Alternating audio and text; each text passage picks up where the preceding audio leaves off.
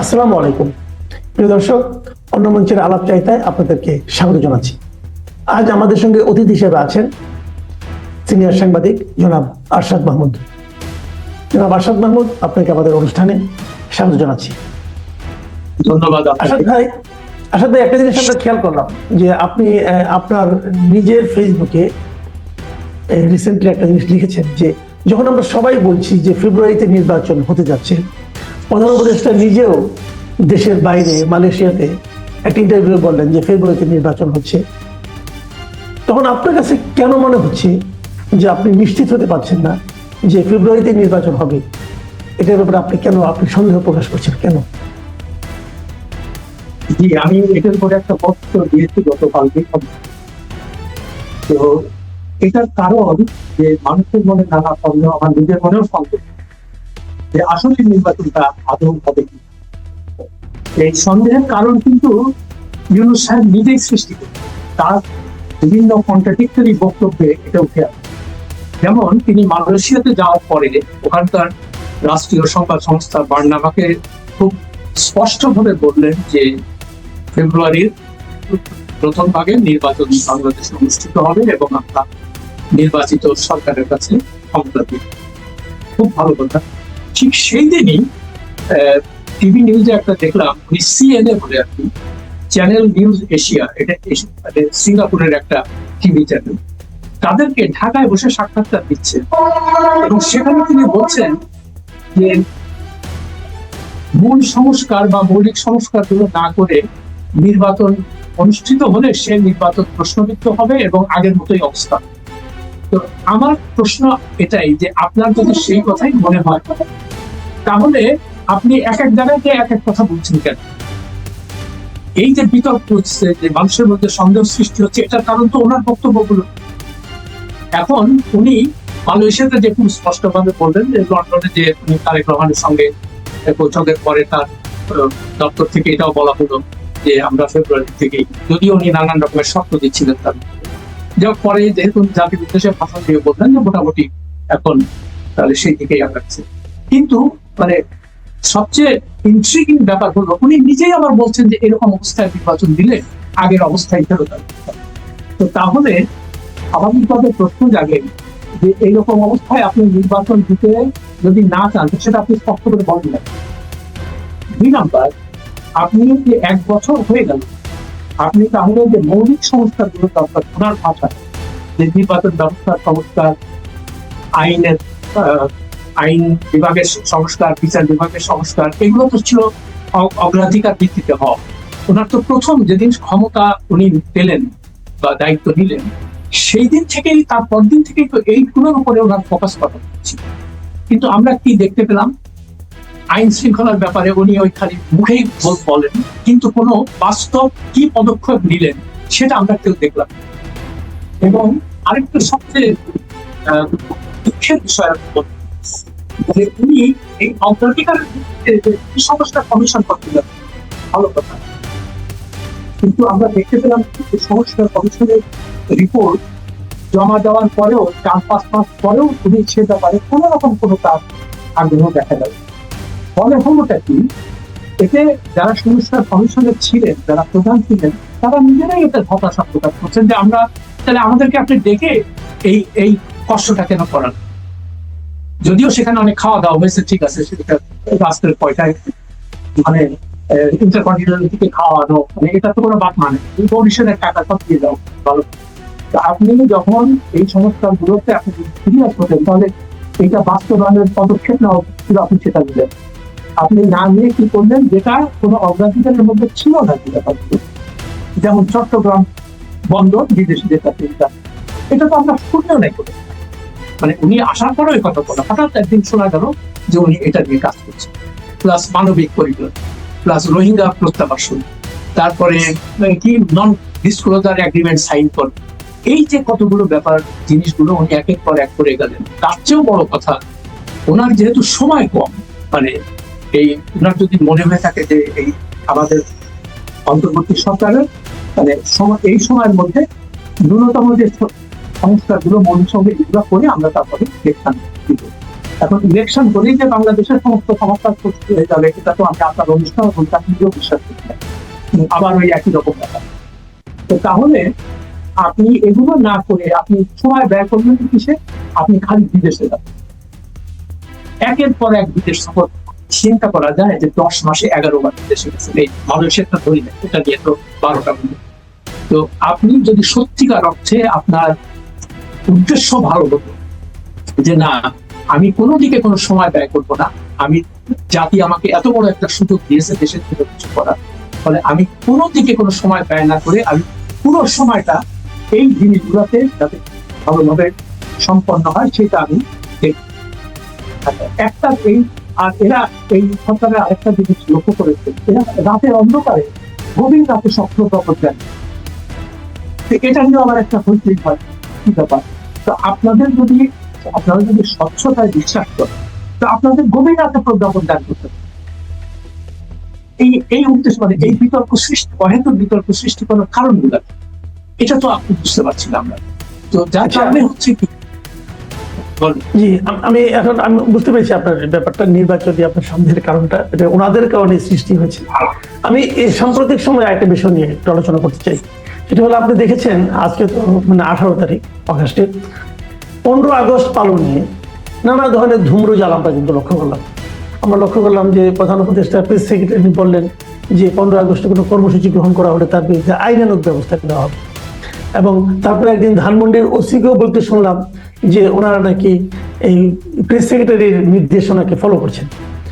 এরপরে দেখলাম যে একজন রিক্সাওয়ালা, রিক্সা চালক, উনি ফুল দিতে এসেছেন, তাকে ধরে নিয়ে যে একটা হত্যা প্রচেষ্টা মামলায় আদালতে নেওয়া হলো এবং তাকে জেলে পাঠিয়ে দেওয়া হলো। পরে আবার দেখলাম যে সরকার সেই ওসিকে জিজ্ঞাসা করলো যে তুমি কিভাবে ওর বিরুদ্ধে তদন্ত করলা, এটা আমাদেরকে ব্যাখ্যা দাও।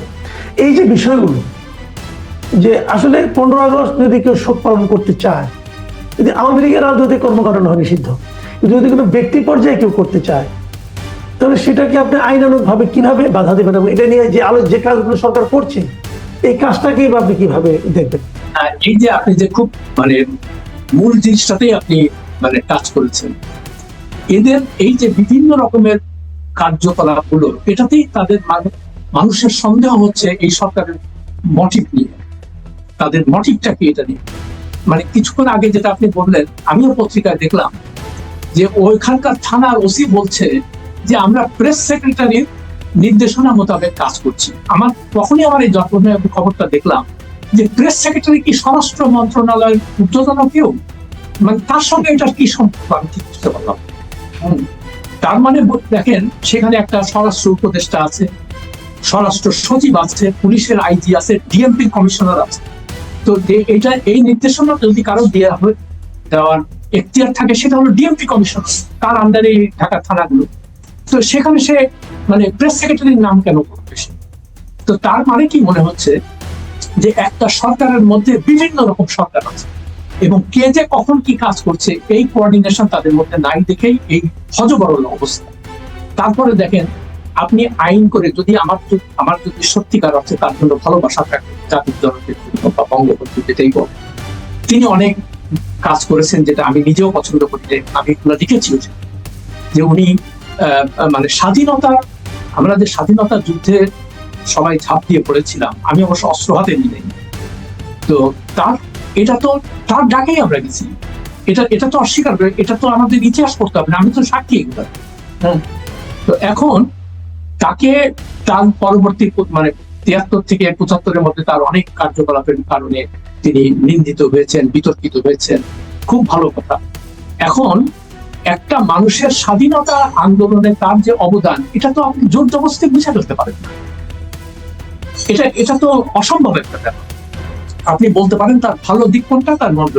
আমি একটা লেখার মধ্যে লিখেছিলাম যে তার 32 নাম্বার ভাঙ্গার উচিত ছিল না, সেখানে বলা উচিত ছিল যে এটা একটা জাদুঘর হবে। কিসের জাদুঘর? মহানায়ক থেকে খলনায়ক। তার ভালো দিকগুলা বলবেন, তারপরে তিনি যে খারাপ কাজগুলো সেটা তারপরে আপনারা ওখানে ভেঙে।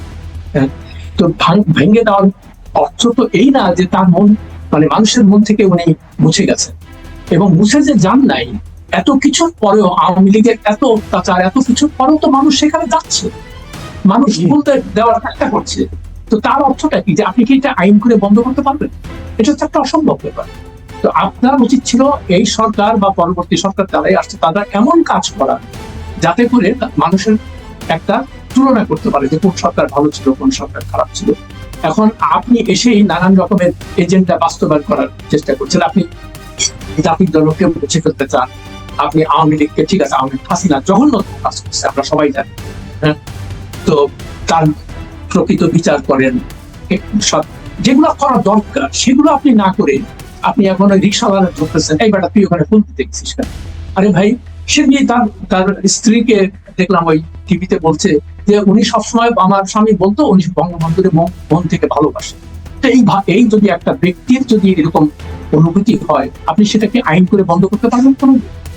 তো আপনার উচিত, মানে আপনার তো প্রধান কথা হচ্ছে প্রেস সেক্রেটারি এখানে কি কি নিয়ে তার ভূমিকাটা কি, আমি তো বুঝতেছি না। এবং দেখেন আরেকটা, জি জি, আমি আরেকটা বিষয় নিয়ে আলোচনা করতে যাচ্ছি, এটাও মানে এই সময় খুব আলোচিত হচ্ছে। সেটা হলো, হঠাৎ করে দেখলাম যে একটা রিপোর্টই বের হলো এবং সেই রিপোর্টটাকে সরকারের পক্ষ থেকে অথবা সরকারের বিভিন্ন লোকের পক্ষ থেকে খুব আনন্দের সঙ্গে গ্রহণ করা হয়েছে। সেটা হলো এই যে একটা রিপোর্ট বলা হলো যে বঙ্গবন্ধুর যে অসমাপ্ত আত্মজীবনী, এটা নাকি পুলিশের সাবেক আইজিপি জাভেদ পাটোয়ারি লিখে দিয়েছেন এবং এর বিনিময়ে উনি কত টাকা পেয়েছেন, এবং তার সঙ্গে নাকি আরো 124 জন না কতজন লোক ছিল, যে সবাইকে 1 কোটি করে টাকা, হ্যাঁ 121 জন 121 জন ছিল, যে সবাইকে 1 কোটি করে টাকা দেওয়া হয়েছে এবং একটা করে ফ্ল্যাট কি দেওয়া হয়েছে। তো এই যে গল্পটা, আমার কাছে এটা নিছক গল্পই মনে হচ্ছে জিনিসটা। তো যাই হোক, আপনি এটা আপনার মতো করে বলবেন। তো এই যে জিনিসটা, এটাকে আপনি আসলে কিভাবে দেখছেন? না, মানে এটা আমি খালি একটাই জিনিস বলবো যে সাংবাদিকতা যে কত নিচে নেমেছে, সাংবাদিকতার মধ্যে যে পেশাগত কোনো ব্যাপার নাই, এটাই বোঝা যাচ্ছে। এরাও এখন হয়তো তার মালিক পক্ষ চাচ্ছে যে এই সরকারকে খুশি করতে, যেহেতু উনি একটু বেকায়দায় ছিলেন, হাসিনার সরকার বারবার কবিতা পড়ছেন যে তার তো জেলে থাকার কথা ছিল। তো এখন যা বোঝা যাচ্ছে, এই ধরনের লোকজন তারা চিন্তা করলো যে এদেরকে খুশি করার জন্য আমাদের যে কোনো কাজ করতে হবে। তো কাজ করতে যে মানে লেজে গবরে অবস্থা করে হাস্যকর একটা ব্যাপার করে। আর প্রথম কথা হলো যে চ্যানেল 24 এর যে নিউজটা আমিও দেখলাম, মানে প্রথম কথা হলো একটা আত্মজীবনের অন্যজন কিভাবে দেখে, সেটা বায়োগ্রাফি হতে পারে, সে তো অটোবায়োগ্রাফি হতে পারে। জাভেদ পাটোয়ারি বায়োগ্রাফি লিখতে পারে, কিন্তু অটোবায়োগ্রাফি সে কি করে লিখবে? তারপরে আমি কালকে ফেসবুকে আরেকজনের একটা মন্তব্য দেখলাম যে উনি বলছেন যে আমি বইটা পুঙ্খানুভাবে পড়েছি। সে কিন্তু শেখ মুজিব বা বঙ্গবন্ধু কোনো পক্ষ না, কিন্তু সে বলছে বইটা পড়ার পরে আমার মনে হয়েছে যে এটা কোনো দ্বিতীয় ব্যক্তির পক্ষে লেখা সম্ভব না। তার মধ্যে ওই যে ভিতরের যে মানে আত্মজীবনী লিখতে গেলে মানে ঘটনার ভিতরে প্রবেশ করতে পারে, এটা বাইরের লোকের পক্ষে জানা, ওই অনুভূতিটা প্রকাশ করা সম্ভব। তো এখন আরেকটা কথা, আমি দেখেন জার্নালিজমের ফ্ল গুলো, এদের সম্পাদক কারা, রিপোর্টার তো মানে কি বলবো, আমার খালি মনে হয় যে এটা সম্পাদনার দায়িত্বে কার, সম্পাদকটা সে তো বলবে তুমি যে 121 জনের কথা বললা, তার 5টা লোকের নাম বলো, সেটা তো তুমি বললে না কিছু। তুমি বলতেছো 1 কোটি টাকা করে নিছে, 1 কোটি করে ফ্ল্যাট দিছে, তো সেটারও তো একটা নথি কিছু দরকার ছিল, একটা প্রমাণ। তুমি জাস্ট খালি বলে দিলা। এখন তারপরে কি হলো, দুদক দেখলাম, দুর্নীতি দমন কমিশন বলছে যে এটা আমরা নজরে নিয়েছে এবং এটা ইনভেস্টিগেশন হচ্ছে। তো ভাই তুমি যদি সাংবাদিক, তুমি এই সমস্ত মানে গাঁজা টাজা খেয়ে এই সমস্ত কি বলতেছো না? আর এটা কি দুদকের কাজ না? মানে ঠিক আছে, যদি কেউ ইয়ে করে থাকে, মানে কি বলে দুর্নীতি করে থাকে, সেটা দুর্নীতি দমন কমিশন। আচ্ছা, আরেকটা জিনিস কালকে আমি দেখলাম সমকালে একটা রিপোর্ট, সেটা হলো এখনকার যে দুর্নীতি দমন কমিশনের চেয়ারম্যান আব্দুল মমিন, তাকে আমি ব্যক্তিগতভাবে চিনি, আমার অনুষ্পতি ছোট ভাইয়ের মতো, খুব ভালো এমনিতে সব দিক থেকে। সে দেখলাম কোন একটা অনুষ্ঠানে বক্তব্য দিচ্ছে যে এখন দুর্নীতি দমন কমিশন খুব ভালো এভাবে স্বাধীনভাবে কাজ করছে, এবং ইউনূস সাহেব নাকি মানে সাংঘাতিক, উনি মানে উনি দুর্নীতির কোনো ব্যাপার উনি সহ্য করবে না, এরকম একটা ইমপ্রেশন। আমি রিপোর্টটা ভালো করে পড়ানোর সময় পাইনি, যা দেখি হেডলাইন দেখতে। এখন আমার কথা হলো যে ইউনূস সাহেব তো দুর্নীতির দায়ে সাজাগ্রস্ত হয়েছে, ওনার তো সাজা হয়েছে, উনি তারপর সেটার বেসিসে উনি মামলা করছেন, সে মামলা চলতেছিল। এখন আপনি বলতে পারেন বা অনেকে বলতে পারেন এটা তো হাসিনা মামলা করা, হ্যাঁ ঠিক কথা সত্য, হাসিনা খুবই প্রতিহিংসামূলক, এটা ঠিক। তো আমার কথা হচ্ছে একটাই, যে আপনি যদি নির্দোষ হবেন তাহলে সেটা তো কোর্ট আপনাকে খালাস দেবে। তো আপনি কোর্টের মাধ্যমে না যে আপনি নিজের মামলাটা কেন এক্সিকিউটিভ অর্ডারে প্রত্যাহার করবেন, সে কেন করবেন আপনি? প্রথম, তাহলে আপনার বিরুদ্ধে যে সাজা ছিল, কি আপনি কি ভয় পেয়েছেন যে আসলে ওটা সাজাটা ঠিক ছিল, নাহলে আপনি এটা করতে থাকতেন? আপনি যদি আইনের শাসনে বিশ্বাস করেন, বিচার বিভাগের স্বাধীনতায় বিশ্বাস করেন, আপনার তো বলা উচিত ছিল যে না, আগের কোর্ট কি করেছে আমার আমি এটা কোনোভাবে এটাতে ইন্টারফেয়ার করবো না, গভর্নমেন্ট কোনো ইন্টারভেন করবে না কোনোভাবে, বিচার বিভাগ সম্পূর্ণভাবে স্বাধীন এবং তারা যে রায় দেবে সেটা আমি মাথা দেব। আপনি তো সেই কথা বললেন। তো আপনি যে আসছিলেন এখানে মৌলিক সংস্কার, তো বিচার বিভাগের স্বাধীনতা তো মৌলিক সংস্কার, আইনের শাসন মৌলিক সংস্কার। আপনি হামিম গ্রুপের চ্যানেল 24 এর মালিক, সে এত বড় জঘন্যগুলো কাজ করছে, মানে আগে সব স্বৈরাচারী সরকার দোষর ছিল, আপনি তাকে কোনো আইনের আওতায় আনলেন? আপনি বসুন্ধরার মালিকরা দিনের পর দিন খুন, মানে কি বলে, ধর্ষণ, জমি দখল, অর্থ পাচার, ব্যাংক লুট, এগুলো সবকিছু তারা দিব্যি তাদের বিরুদ্ধে মামলা আছে। হ্যাঁ, এখন আপনি যদি বলেন যে আমি আইনের শাসনে বিশ্বাস করি, তাহলে আইনকে আপনি সিলেক্টিভলি এনফোর্স করছেন না, আপনি একজনকে জেলে নিচ্ছেন আর একজনকে ছেড়ে দিচ্ছেন, এটা কেমন কথা? তো মানুষের মনে এই সরকার সম্পর্কে যে নানান রকমের সন্দেহ দেখা দিচ্ছে বা প্রশ্ন দেখা দিচ্ছে, এইসব কারণে। জি, অনেক ধন্যবাদ জনাব আসাদ মাহমুদ। প্রিয় দর্শক, আপনারা শুনলেন যে নির্বাচনের